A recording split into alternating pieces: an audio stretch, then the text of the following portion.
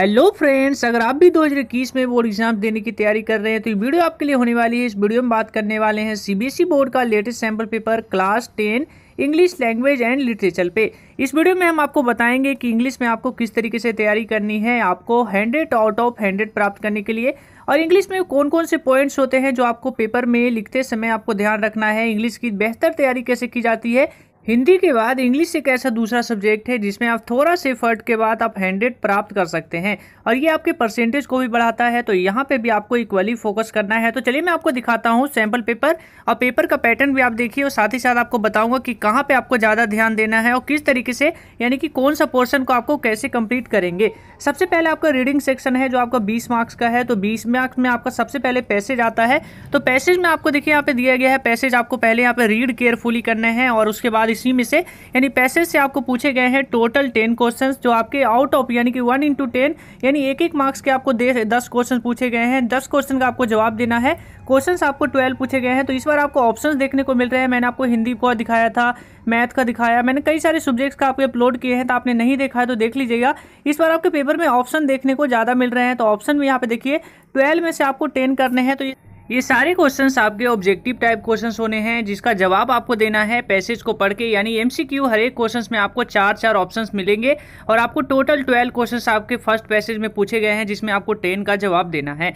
तो उसके बाद आता है दूसरा पैसेज। देखिए पैसेज की बात करें तो पहला और दूसरा जो आपका पैसेज है, पैसेज को किस तरीके से आपको कंप्लीट करना है, क्योंकि आपका जो सेक्शन है, यानी कि पहला सेक्शन जो है आपका 20 मार्क्स का है, जैसे कि मैंने आपको यहाँ स्टार्टिंग में दिखाया।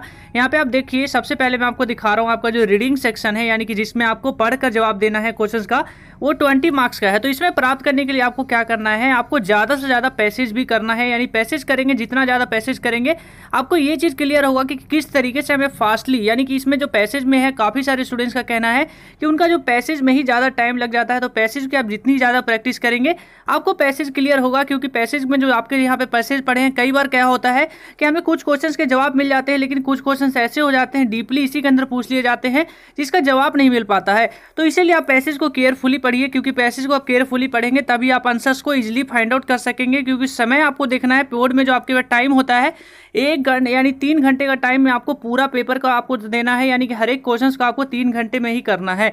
तो इस तरीके से आपका जो पहला दूसरा पैसेज है, इसमें भी आपको 4 ऑप्शंस देखने को मिल रहे हैं, जिसमें आपको 12 क्वेश्चंस है, जिसमें 10 का जवाब आपको देना है। उसके बाद आपका नेक्स्ट आता है लिटरेचर पार्ट। लिटरेचर पार्ट देखिए आपका 10 मार्क्स का पूरा लिटरेचर पार्ट आता है, जो आपका क्वेश्चन नंबर 3 स्टार्ट होता है, यानी 1 और 2 आपका पैसेज है और 3 में आपका लिटरेचर आता है। इसमें आपको देखिए जो आपको यहाँ पे दिया गया है, इसको आपको पहले केयरफुली पढ़ना है। जो आपकी इंग्लिश के जो आपकी बुक है उस बुक से आई है, उसके बाद इसमें कुछ क्वेश्चंस पूछे गए हैं जिसका जवाब आपको नीचे देना है। उसके बाद क्वेश्चन नंबर 3 के बाद 4 भी आपको यही आता है। तो सबसे पहले आपको इसको पढ़ना है।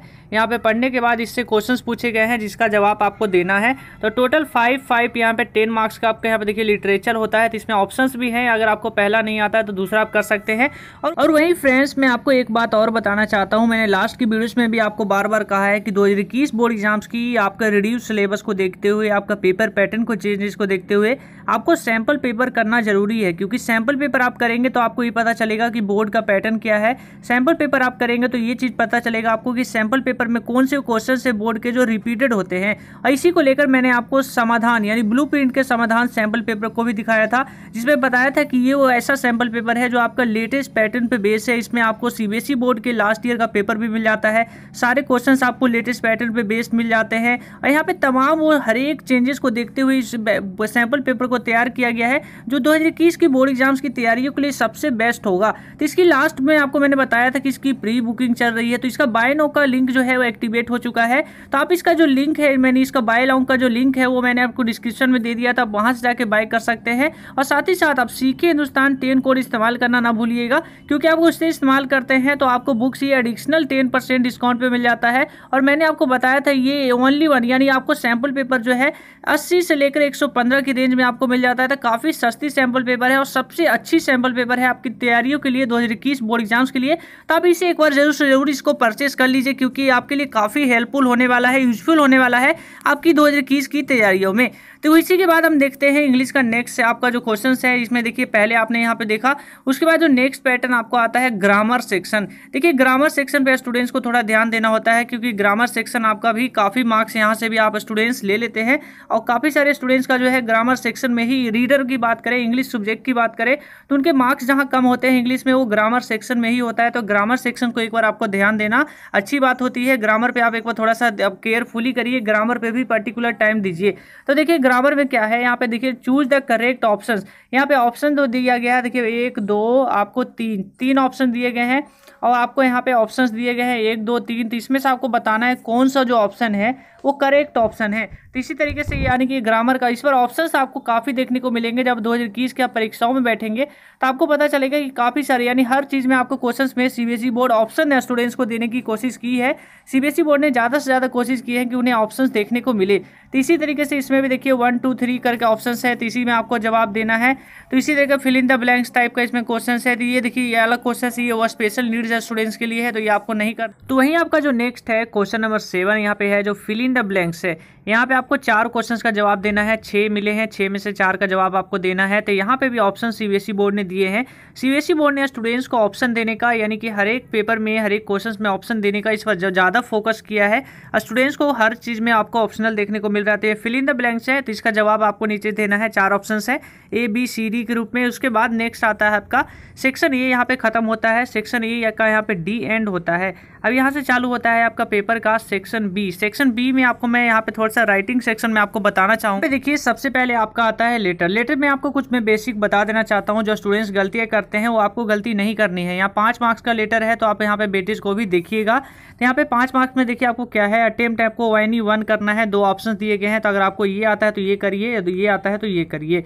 यहाँ पे देखिए नेम है, जो नेम आपको यही लिखना है, और साथ ही साथ एड्रेस जो होते हैं वो एड्रेस आप अपना नहीं लिखेंगे। एड्रेस आपको जो यहाँ पे बोर्ड में जो मेंशन किया गया है क्वेश्चन में, आपको यही एड्रेस लिखना है। तो यहाँ पे आपको लेटर में 2 ऑप्शंस मिलते हैं। उसके बाद आपका क्वेश्चन नंबर 9 आता है।